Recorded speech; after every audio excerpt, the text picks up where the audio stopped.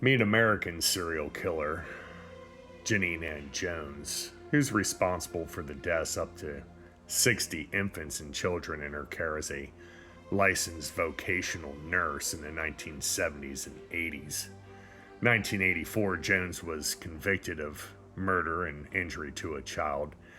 She used injections of digoxin, heparin, and succinylcholine to induce a medical crisis in her patients, causing numerous deaths.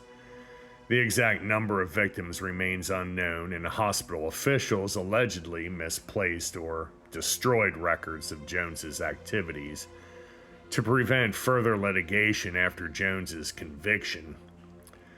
She was adopted by a nightclub owner and his wife. She worked as a beautician before attending nursing school in the late 1970s. She married her high school sweetheart in between 1968 and 74. They had one child during this time. The relationship ended in divorce. 3 years later, Jones and her husband reconciled and had another child in 1977.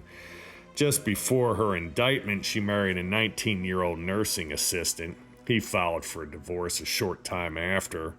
She was charged.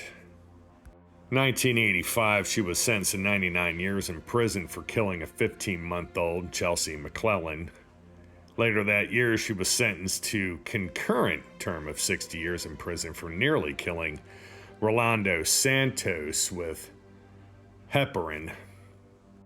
Crazy as it may seem, she was actually due to be released due to the overcrowding problem that Texas state prisons have, but luckily they were able to file additional charges against this psychopath.